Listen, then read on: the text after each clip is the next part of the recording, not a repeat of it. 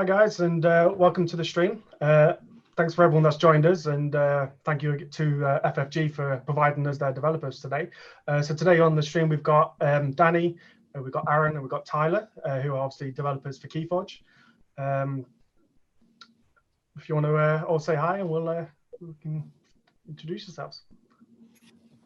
Hi everyone, I'm Danny. I'm the lead developer on Keyforge. I'm Aaron. I'm another developer. And I'm the third one, Tyler. The other one. Surprise. Go straight in with the lead developer. I like it. Nice flex. Why not? Might as well. Aaron, you're coming to us from like an exotic location, huh? I am, yeah. Yeah, I'm in front of Lake Superior. Wow. Yeah. And Aaron's going a bit above and beyond to be able to be on the stream today, so that's great for that. So I'll just start with a few formalities. Just want to say thank you to UK Games Expo for giving us this opportunity and for setting up the stream today. They've obviously been great and really accommodating for us. At the end of the stream, there's going to be a link for you guys to click and get a badge, which will represent that you've seen the stream on the UK Games Expo site. If you go on the UK Games Expo site, you'll be able to see as well all the other different events that they've got going on this weekend. You can tune in and see different developers of different games. But today also we're going to focus on Keyforge. Obviously, Asmodee are the ones that's Asmodee UK are the ones that set this up for us. And reached out to me and Carl. Carl sent his apologies for not being here. I know he's usually the face and the voice of Crazy Killing Machines, so you're gonna have to bear with me. But you've all been sending in questions over the last few days. I've read quite a few of them. There's some really good ones. I've picked out some of my favorites that we're going to ask today. If you're in chat, make sure you send in your questions as well, and we'll try and get to them if we can, because we've got almost an hour of the developers' time, so let's make the most of it. Obviously, I've already told you in all the posts that I've been putting up, there's a few things I vetoed. We're not talking organized play here, we're only talking about the actual game.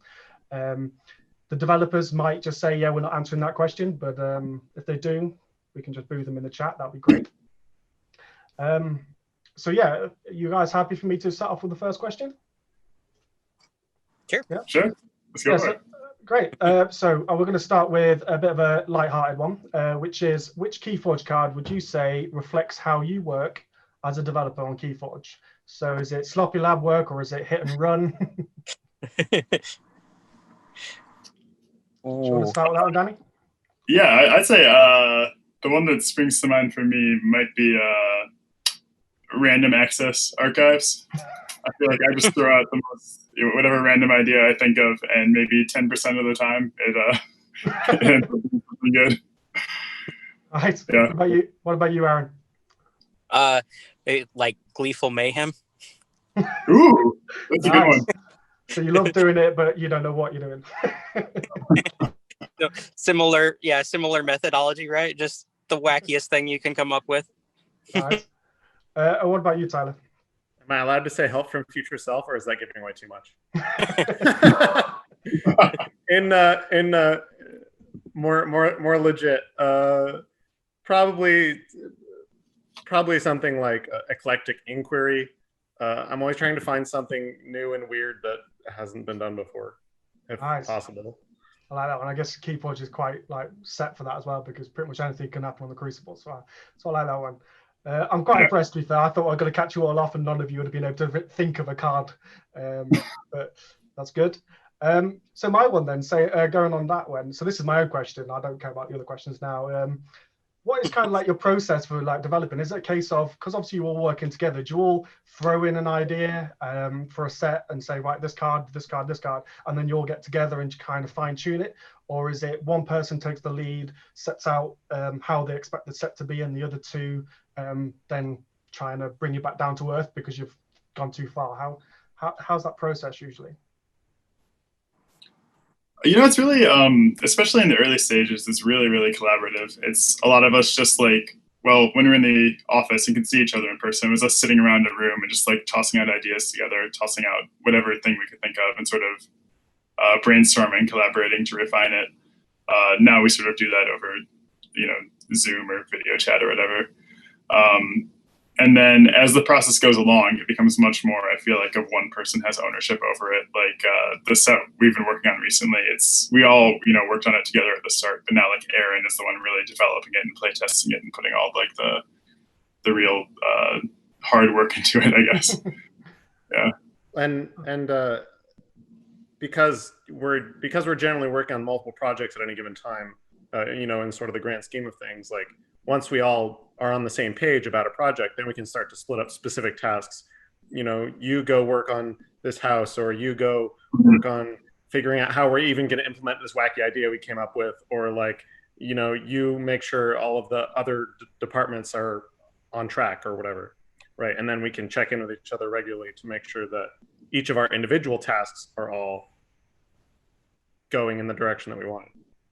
Yeah, that was very like we've started working on set 7 already, and early on in that process we had an idea of what one of the main themes to be, but we had really no clue of like exactly how to implement them. So like me and Tyler and Aaron each just went off on our own and like developed an idea for a mechanic and made some prototype decks for it, and then came back together and all tried the different ones. And I mean, we ended up with something that was sort of like a mix of all 3 of our ideas, really. But yeah, so it's kind of cool. It's kind of cool. Nice. So do you ever take some input from other developers for like other games? Do you ever like think, oh, we're really stuck on this area, and do you maybe reach out to others, or is it just you 3 just focusing on getting the actual product together? It's mostly the 3 of us, but a lot of people, especially a lot of people all over FFG actually play Keyforge and will play test early versions and chime in sometimes. Like, I mean, I wish I had an example that I could share with you. There's a great example from a set that you haven't heard of yet, where we did an early play test, and Matt Newman from Arkham LCG had a brilliant idea of how to improve the mechanic that we implemented pretty much right away. Nice. So yeah, well, it is mostly the 3 of us. We take ideas from a lot of people. Yeah, that's going to set the speculation going, because people have already mentioned Arkham and Keyforge, and now you've mentioned the developer of Arkham. Well, here, Yeah. What you should probably know is that like all of us in the department are aware of the projects that the other ones are working on, so no card game is entirely insulated from the ideas of the other developers. Yeah, if Matt Newman, for example, sees that we're doing something and has an idea, he'll just share it with us, and vice versa. That's a great way to work, I guess. For Dark Tidings, that's just been announced.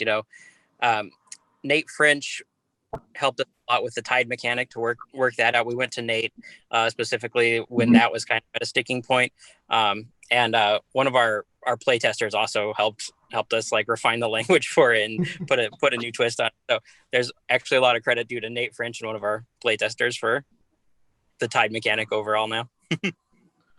Nice. So that actually kind of leads into one of the other questions we had, which was about the art for Keyforge. So assuming like that the mechanics and card effects are obviously developed before the art, have there been any cards that you've developed, sent off the specification to the artist, got the card back and gone, oh, we should change how that works to fit the art? Or has it always been a case of once it's set, it's set?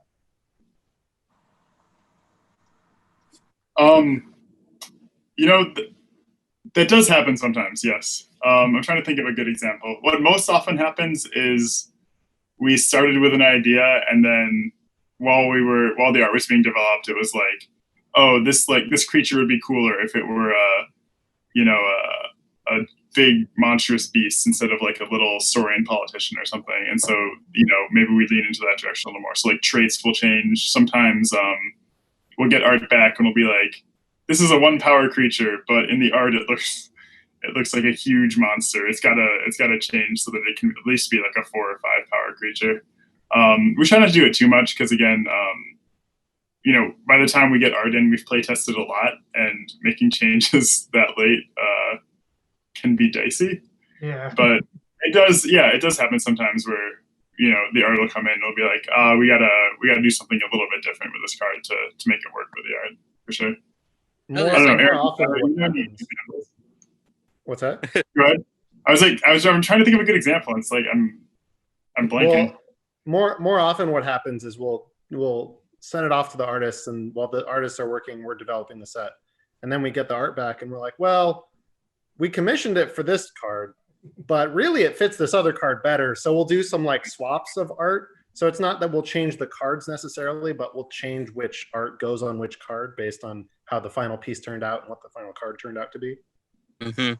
We changed the names a lot too. Like I don't think Medic Ingram was supposed to be a medic initially. Maybe she was going to have some other title, but then she was like bandaging up this cute little creature in the, the art, so we changed her to medic. There's a lot of like the Star Alliance titles especially are prone to changing once we see what the art actually looks like, I think.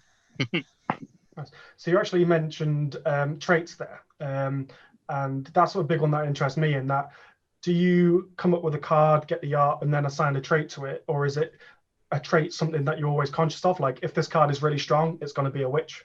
That's a good example.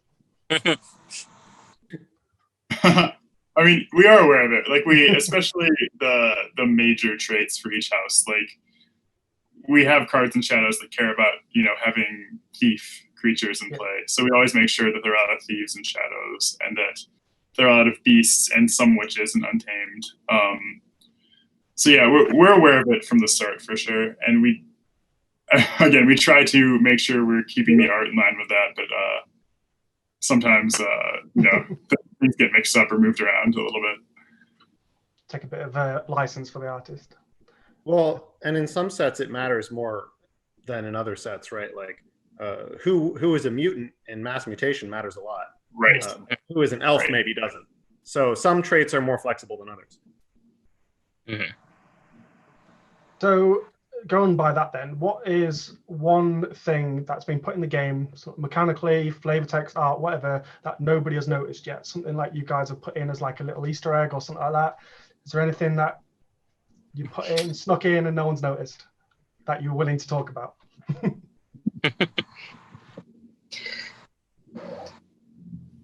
That's a good question because people notice.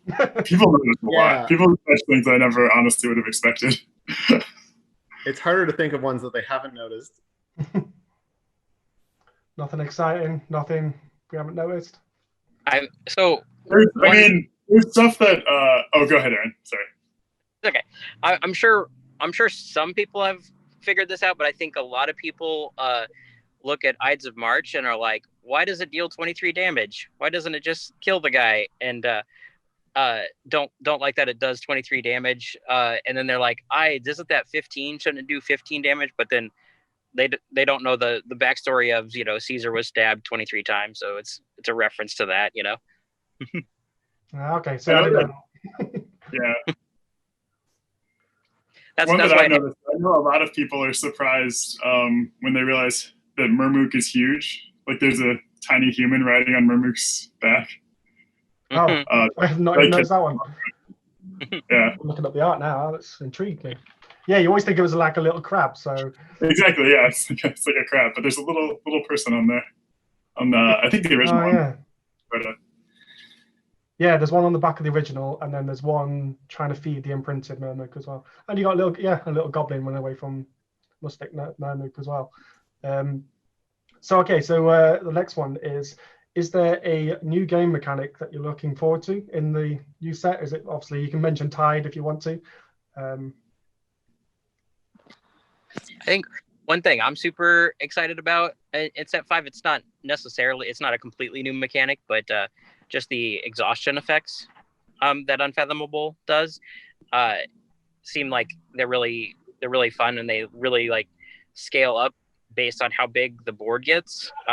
So I like that they have that way to interact with the board in ways that are different than Dees does, and they're less about just straight destruction and more about like how much synergy you can set up with all these exhaustion effects. And not only is it like profiting by it if you can set up a lot of exhausted creatures. Mm-hmm. Yeah. I'm just really excited for Evil Twins. I think those decks are going to be super cool. Art and graphic design knocked it out of the park with just like the look of them. And I think it'll just be really fun to have a deck that's, something's Evil Twin, and know that somewhere out there, there's the good version of that deck that you might play against, at some point. I just think it's so cool. Yeah, I think that's going to be the big one for this set. Like each set, you've kind of added like something pretty big and pretty new. Obviously, with your Mavericks, your Legacy, and stuff like that. For this Evil Twin, that's definitely going to be the big one. That's going to get people excited, I think. And yeah, like at the minute, I'm already like all my decks, when it says something like of New Haven or such like that, I'm trying to get as many of the ones with that name in it as I can. So trying to get that one where it's your actual Evil Twin. That's going to be probably expensive, but I'm definitely going to be going for that one. So enhancements. So that was the big one that came in Mass Mutation. Currently, we've got Amber, Capture, Damage, and Draw. Was there any consideration to adding others, such as Stun, Ward, or Enrage as actual card enhancements, or are they coming in a later set, maybe? Can't talk about the later set necessarily.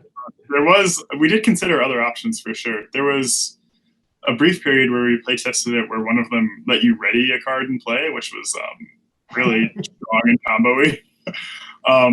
But yeah, and we talked a little bit about, maybe one could be stun, things like that.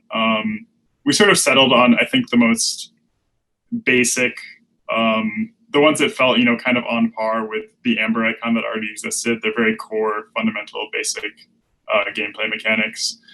But we love Enhance, and we'll definitely look at ways to develop it further as we keep using it. I think there's a tendency, like when you get to start playing with enhance icons, as well as with keywords, you get to start playing with those. They're both sort of easy ways to add more complexity to a card without having to actually increase the text. And that was something that Brad really warned us not to go crazy with, because in terms of the new player experience, it is actually added complexity, and it could even be worse than just having more text, because like they have to go figure out what all those symbols mean. They have to go figure out how all those keywords actually work. So we've been careful not to go too crazy with like, more advanced enhanced icons, I think. Yeah. So going off of like the wording, what you said there, obviously in a lot of the Keyforge cards, like the text on it is quite ambiguous in that it always mentions more than one opponent. Is that something that you're just doing as a just in case, or is it something that is coming up or something like that? Because I know obviously in other FFG games, it's something that's always kept open. Like obviously Tyler's come from L5R, where the multiplayer side of it came in later on, and it meant those cards could actually be used. Is that a conscious effort, or is it just a case of trying to keep it as broad as you can?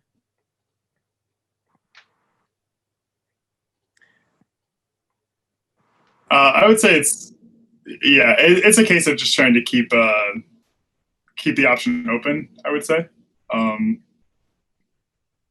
We don't want to, obviously Keyforge was and is designed as a 2-player game, but we know that those other formats are popular, and maybe somewhere down the road we'll want to try it out. So we don't want to close it off completely. Yeah, I suppose it keeps it open as well for people that want to make their own unofficial formats as well, which is great, instead of having to reword things. Because obviously there's already been plenty of different formats that have come out.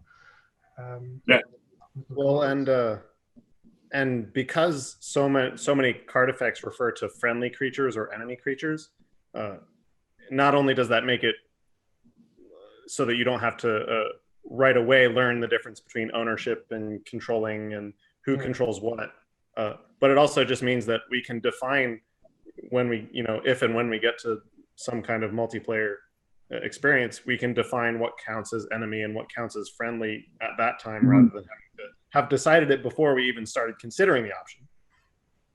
Yeah, I mean, to be fair, that was just my way of dropping L5R into the stream, because told me if I mention L5R, he'll kill me. But he's not here, so here we are. So obviously with the Mass Mutation set, there was obviously that conscious effort to change up like a house's main theme, like Sanctum moving away from just like those big guys with all the armor. What cards were like the hardest for you to cut from this set in terms of that? Was there anything that you was like, oh, we want to really get that into Sanctum, but they're trying to move into the more we hate mutants kind of thing.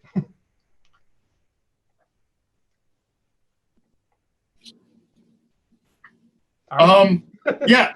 Oh yeah. Either way. I don't know. Anyone? Yeah, I would just say in general, it's there were a lot of especially uncommon and rare creatures. I feel like that we were like wanted to reprint, but we didn't want to give them too many giant, big armory guys, and that's a lot of what they had in the past. I don't know if there was anything like specifically that we're like, oh, we really missed out on that one, but just the general trend was like there were a few big creatures that had to get sort of left behind. Yeah, I think if we missed them too much, then we would put them back in. Yeah. we're kind of tailoring, what every house does in the set to what we want it to do in that set. So we're probably choosing more for what fits the are for like what is a fan favorite or is the most powerful. So like, fans might be sad that the most powerful cards aren't always in, but when it's more appropriate for that card to be in, when they jive with what the set's trying to do, they'll probably come back. That makes sense. It Yeah, obviously keeps them more fresh as well, doesn't it? Yeah, like it's more fun, I think, to have a really favorite card and then have it be missing for a few sets. Then when it comes back, it's really exciting and it feels like fresh and new and it's in a totally different environment versus just bringing it back all the time. Yeah, that's cool. So one of the questions from chat then. So in Star Alliance, it looks like obviously someone's saying about how you originally were naming each of the new alien races, but then in Mass Mutation it became a bit more the traits were just alien. Was that a case of just wanting to try and consolidate and maybe think about people being able to use that trait later on, or was it just couldn't think of any more alien names? It was really just a case of we don't want like a ton of different traits on every card. So we sort of decided on a few main alien races for Star Alliance. Like I think we have Handuhan, Crixix, Proximan are the main three that appear the most often. And then we sort of made the decision that any other alien that shows up in Star Alliance, we'll just call them alien because there's it's kind of unnecessary to throw a trait that might only appear on one card for the next few years. We try to be aware of that kind of stuff. And the other angle of it is that something that we wanted to illustrate partially in Keyforge in general, but especially with Star Alliance, is the diversity of it, right? And so like, we don't want to be locked into, well, there's only like 4 different alien races that are in House Star Alliance. If an artist comes up with a really cool alien, we want to be able to put it in. But like Danny said, we don't want it to have its own unique trait. So it's an alien now. But that leaves the artists free to invent aliens left and right if they really want. Yeah, so pigeonholing it. I quite like that. So another quite light-hearted question in the chat. Who names the Mars cards? Is it you come up with a clever name or do you just slap the keyboard and go with it? You got like a bingo roller. Yeah, it's a wheel, but like 3/4 of the wheel is just X's. Yeah. Is that something you guys actually? Yeah, I think the original direction for that was, I think it was Richard Garfield who probably named most of them in Call of the Archons, and we, Brad and I and everyone sort of stuck with his general aesthetic there of. They've got weird names with lots of weird consonants thrown in there. So I think Richard is the original source for most of them. Nice. So we can blame him for not being able to pronounce any. I like it. It's funny, yeah. We've got a guy in the studio who's really into like constructing languages and stuff, and he was talking about how he looked at Mars to this. It's just random letters, isn't it? We're like, yeah, sorry. Nice. So do you guys have any like particular fun memories of the Keyforge community that have made you proud to be involved in it? I know obviously you guys obviously been, with it being COVID, you've not been able to get out and actually meet people, but before then, have you got anything that comes to mind?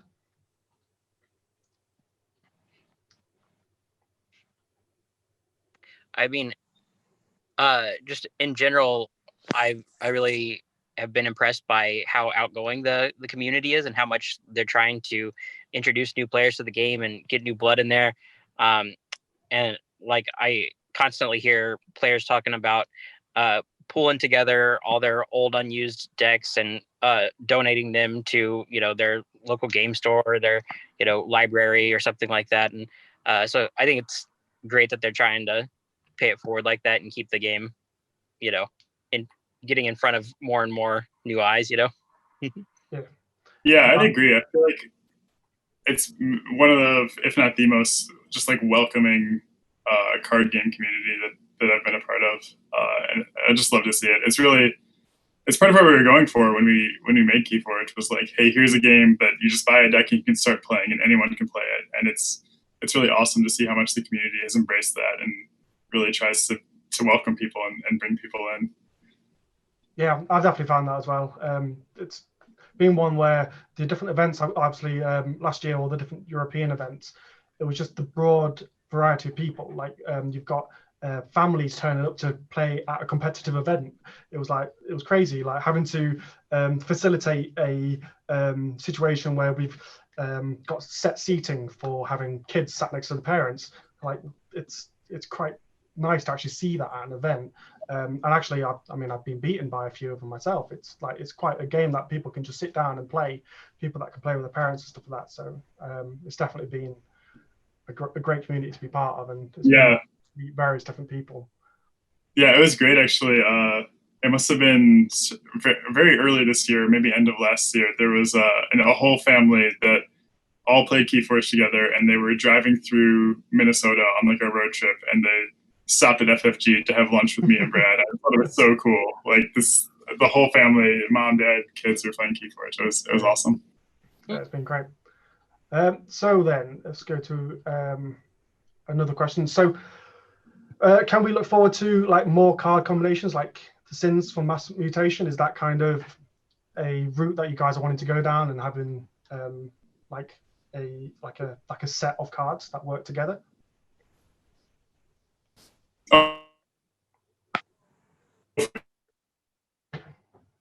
Yeah, we try. We actually have, when we're designing a new set, it's like, make sure we get like these elements in here, and one of them is like multi-card combinations, to make sure that we always come up with some kind of multi-card combination. Usually we do a couple actually, or try to design a couple so that a few different houses get them. But I think it's one of the really cool things we can do with Keyforge is have these sets of cards that always come together in a deck. And even if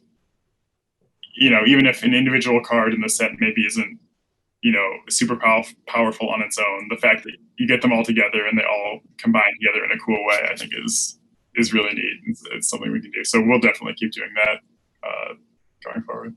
Great, that's good to hear. I know my one, me and Carl always laughed about when More Wolves were first announced, spoiled. I remember getting really excited about them. I want so many in my deck, and then you realise rule of 6, probably not actually that great. Right. You reap. I only want 2. I'll take it. So my next question will be, I had it in front of me, I've just lost it. So with big events like Vault Tours and the national events and stuff like that, are you conscious of what's going on at them, and what's good, what type of decks people are enjoying playing, and then trying to mimic that in future sets, or trying to maybe come up with ways to counter them potentially? Is that something that's you are consciously working towards because people are playing specific sets at events? It's very badly worded, I know. But yeah, we definitely. Oh, go ahead, Aaron. Yeah, I know, Aaron. You watched it a lot, actually. Yeah, I listen to a lot of the podcasts and keep abreast on a lot of the tournament stuff, and I think like in general we probably underestimated how good stealing was going to be at first, and then so you kind of see there's some lag to it, unfortunately, but you do kind of see us responding to what's been great with cards that can counter those strategies later on down the line. And hopefully, you know, we're getting better and better at playtesting and foreseeing those ahead of time so that we know, you know, so hopefully we have a better handle on what was going to be good in mass mutations, and we're already thinking about countering that with Dark Tidings and on and on. You know, yeah, like stealing and then counter stealing, and then I think we've realized that like artifact hate has to be more prevalent, more common than it was initially. You know, we're trying to make sure that there's definitely artifact counters in there after some of those decks went crazy in. Yeah, definitely needed more answers to artifacts, and yeah, we did see that one coming through. So this one comes from chat again, but he did message on the actual post beforehand. Obviously, you probably don't want to answer this one, but I'm going to ask it anyway. Tide being like a new card type, is there any possibility of seeing other cards along the similar vein? You can just say no. I think I'm allowed to, you know, say yes, kind of. Yeah. Anything is possible. Anything is possible, as we say. Yeah, we don't want to, you know, away any of the secrets of what's coming, but the Tide is a 38th card that's added, so we do now have the ability to continue making the 38th card in future sets and like keep doing fun things with it every time. So Great. So that was probably more than I actually expected you to say, so we like that one. So yeah, just a reminder, if anyone has any questions, to ask them in chat. I'm coming to the end of my list of questions, so make sure you get some good ones in there. Otherwise, I'm going to have to start asking Tyler about L5R. We can just ask each other questions. Put Tyler on the spot. Yeah. I'm happy to talk about L5R, but that's not what we're here for. No, definitely not. We'll talk about that another time. So a question in chat is the impossible decks that obviously you guys put on the website. Are they always going to be impossible, or further down the line, could there be some kind of nostalgia decks that we could actually get our hands on? those particular decks are always impossible because they're not only, you know, different house combinations that were possible, but they've mixed and matched from like set 2, set 3, set 4, or set 1, set 2, set 3. So you'll probably never have the ability to get those specific card combinations actually together ever again. But, you know, depending on which houses rotate in and out, some of those house combinations might actually become possible in the future. Yeah. Yeah. Mm-hmm. Hopefully that will appease some people. I know a lot of people are missing Mars, so it'd be good to see those guys come back. So the other question we had, going back to my notes, is the combos that have obviously come out at different big events. Was there any that surprised you? So there's obviously the Drummernaut Ganger Chieftain combination, all the different Mars ones with your like the Martian Generosity and Key Abduction, stuff like that. Was that always on your radar, or has any like really just come out and actually caught you off guard? I would say most of them are on our radar, but we maybe didn't necessarily know exactly how strong they would be. Like we knew in Coda, I don't think we knew that it was like gonna make, you know, these one-turn combo decks a thing. Trying to think. I was kind of surprised to see people playing. I guess I wasn't playtesting as much in Age of Ascension, so I wasn't as plugged into it for like that set in particular. But I remember when I saw someone with like a Heart of the Forest redacted deck, I was like, oh my god, I never thought of that. That's gross. I don't know, Aaron and Tyler, do you have any? I was also going to say Heart of the Forest as being the one that stuck out as more of an NPE than I maybe expected it to be. Or, you know, if we're trying to name like ones that we regret. Maybe I'd say maybe Heart of the Forest is one that shouldn't have been let out there. I think in general our philosophy is to be a lot more tolerant of these really wacky combos than we would be in a game where you get to construct your own deck and really abuse those all the time, right? Yeah. And also, you know, so when wacky combos come up in playtesting, our question isn't like, how can we make this never happen? Our question is, how often is this going to happen? How egregious is it really going to be? You know, are these different houses and different rarities? You know, is it only going to come up once in a million decks? Then maybe we let that person have that really sweet deck and it's okay, you know.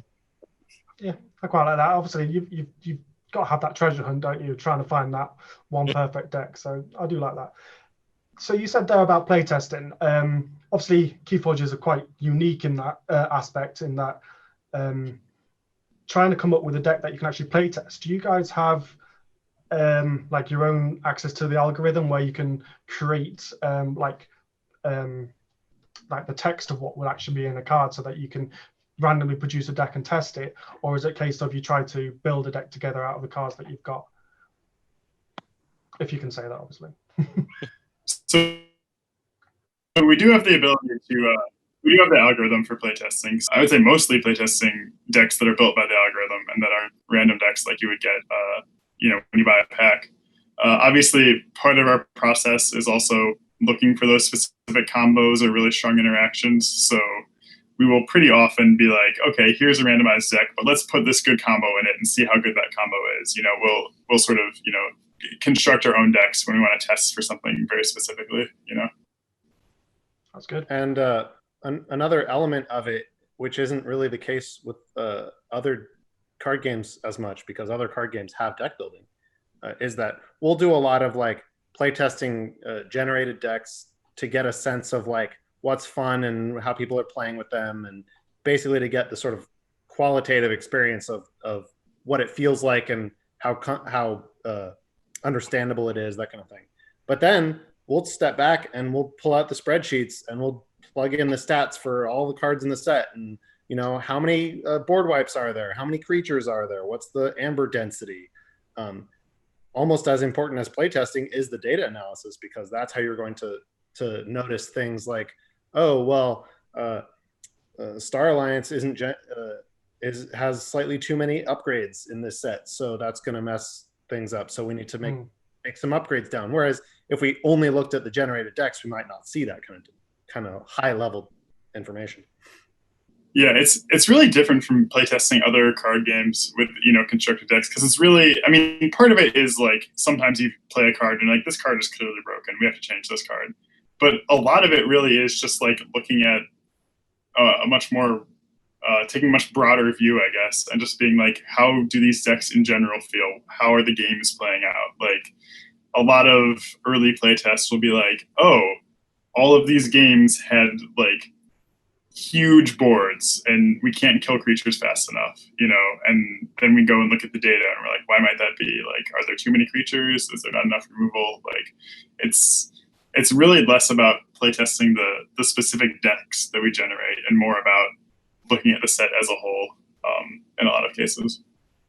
Yeah, I like that. So if you are playtesting a set and you realize maybe there is too many upgrades, would you take a few of those upgrades, set them aside, and then maybe pull them into a future set? Do you have like a little bank of cards where you've gone, these are really clever interactions, we might use them later? Is that the case? There's a spreadsheet on the server at FFG that is called like Keyforge slush card designs or something, and it's just designs that we have that we think are cool that we haven't gotten to a set yet, and it has, I want to say, like close to 1,000 cards in it. I was gonna say, I don't know any game designer that isn't like drowning in designs that they've made that don't have a home. Yeah. So yeah, if we see that a set has, you know, too many creatures or too many upgrades or something, we will just swap a few out, swap a few new designs.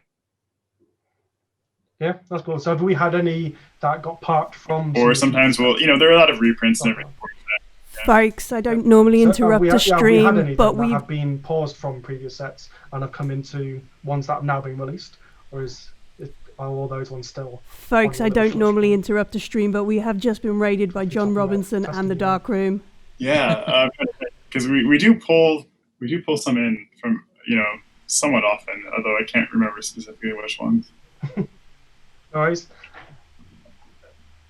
So what was the actual reason behind enhancements? Was that just you guys came up with this clever idea that you could actually add that into a set and you thought that would be the one that would make mass mutation unique? Or did you design the set first and then add enhancements in? Folks, I don't normally interrupt a stream, but we have just been raided by John Robinson and the Dark Room. I would just like to take a moment to say welcome, all you crazy folks. Thank you for popping into the UK Games Expo chat. We're talking with the designers of Keyforge and the Crazy Killing Machine podcast right now. We've got about 15 minutes left of this stream before we all go to bed as well. Welcome. Do join in. I'm going to go away now. Thank you guys. Carry on. Yeah, so I've just seen obviously our viewers have just jumped massively, so I'm going to take this opportunity. We are Crazy Killing Machine. You can find us on the Crazy Killing Machine Network .co.uk. You can find out on there more about Keyforge, or just search Keyforge and find it on the actual FFG website if you want the official stuff. But yeah, thanks for everyone that's jumped on and is joining us. I kind of lost where I was now. So yeah, enhancements. Sorry, really good question that I've forgotten. Yeah, so it's about adding enhancements to mass mutation. Was it a case of from day one enhancements are going into this set, or was it you start designing the set and you think we need something that unique, something that we'll add to this set? It was something that we hit on very, very early, before we really started designing cards at all. Actually, it was just this great idea that Brad had. And then we talked to our tech team, and they're like, "Yeah, we could do that." And from the start, I think we knew we had something pretty special. Just the idea that now, in addition to your deck being unique, it's potentially any card in your deck could also be unique. You could have the only rad penny with 4 amber icons or something in the world. I think it's just such a conceptually cool idea. So yeah, we found it pretty early, and we designed pretty much the whole set knowing that it was going to be a pretty major part of the set.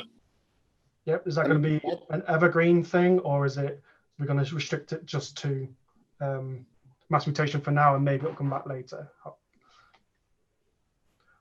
We are going, I wouldn't say evergreen, it's not going to be in every set going forward, I think, but we're going to use it pretty frequently. I don't know if we can say, can we talk about? It's in set 5. We can say that. It is a 5, yeah. Cards with enhance, not quite as much as in mass mutation. It's a major theme in mass mutation. It's a minor mechanic in Dark Tidings, but it is going to be there. So, if you didn't know, you know now. Yeah. So I've got Carl going crazy at me in chat because I've been reading his question spammed and I've just not really responded to it. Was it a conscious thought to put Infernus into mass mutation when you know that some cards could have multiple amber printed on them? Yes. There you go. When Danny thought it was. When Danny says mass mutation started with the enhance mechanic and then everything after that was added after that, any card in mass mutation that refers to bonus icons, you can assume was made because it was going to interact with enhance. That was the point. Yeah.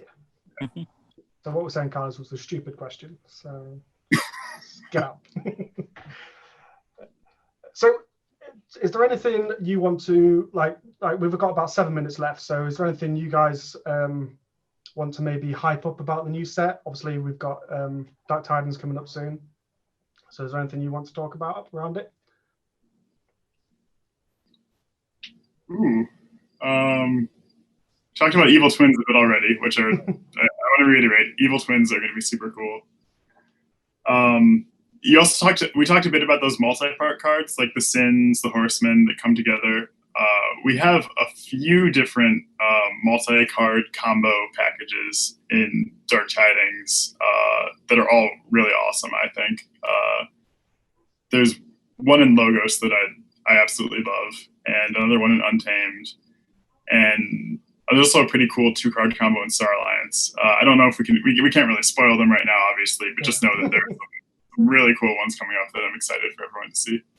There's 3 linked action cards in House Unfathomable that, like, when it comes together, it's awesome, and I really want to see it come together because it's hard to do in gameplay. Yeah. I really like the Unfathomable big monster guy that's multi-parts too. Hasn't been spoiled. We're just here to tease you now. I know, this is working. I thought open a broad question, put you on the spot, and maybe you might divulge a few things. And we've got a few exciting things to look forward to. It sounds. I'm particularly excited just about House Unfathomable. They play different from all the other houses that exist in a way that I personally really like. They feel disruptive and control-ish, but in sort of a short-term way, whereas Dis was much more like, destroy this, purge that. And so it's really fun to feel like I can have control over the game, but if at any moment I make a wrong turn, maybe it'll all fall apart. Nice. Keeps a bit more on the edge. So my favorite creature of all time is an Untamed in this set. So you get for that, I guess. Nice. I mean, the excitement on Aaron's face tells me it's going to be a good one. So do you guys consciously then think about, when you're thinking about which sets to rotate out, like obviously you've mentioned Dis quite a bit with Unfathomable. Is it a case of Dis is considered quite a control-y house? Unfathomable sounds like with the exhausting mechanics and stuff like that, it's going to be quite control-y. Is that kind of trying to balance that in that you're trying to limit the amount of control-y things in one set, or going into the next one, you don't want 3 houses that are Amber Rush like Untamed or something like that? Is that a conscious... Very much. Yeah, it's always trying to keep a good balance of sort of the different functions that the houses serve in the metagame. Yeah. Mm-hmm. So with Mars, then actually not caring about any other house, why aren't they coming back?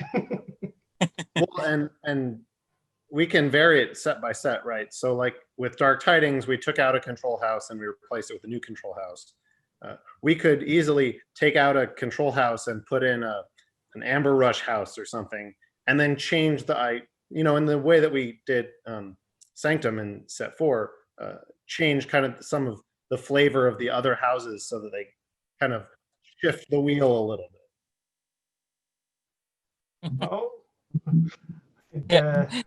The Mars and Star Alliance are kind of like, dark mirrors of each other.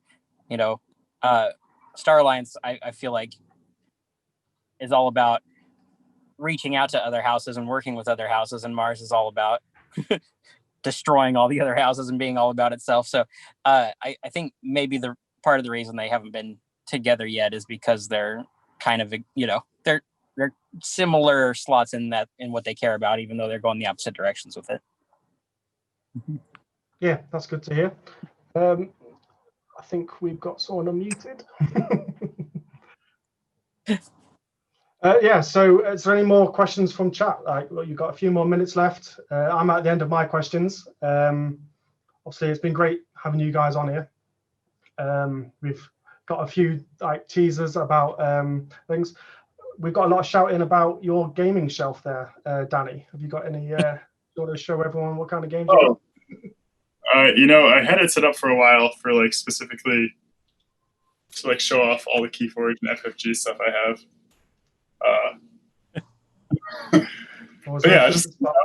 You can take a quick look there at what I have. I'm sure it's fine. Everyone take screenshots quick.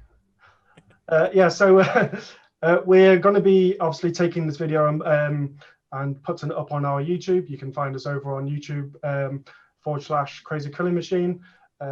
We do usually stream ourselves, and you can catch us on there. I want to say thank you again for you guys for joining us.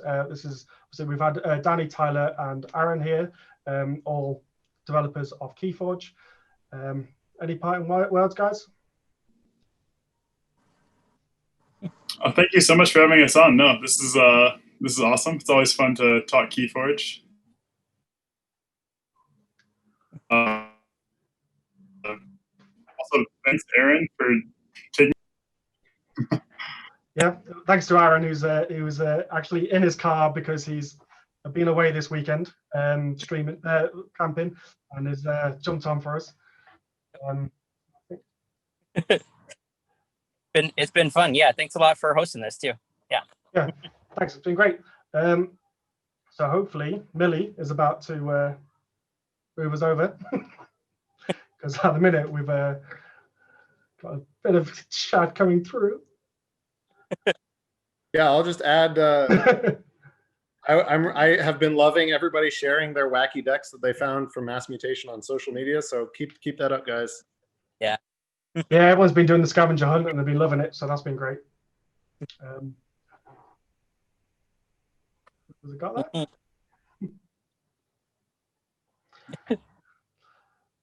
Right, I think if we'll end it there. We'll just leave the call because I think Billy's distracted by something. But yeah, thanks again, everyone, for joining us, everyone that's tuned in. Thanks again to Danny, Tyler, and Aaron. Cheers, guys. Yeah, always great chatting. Until next Good night. time. Good night to UK Night Owls over there. Yeah. Cheers, guys.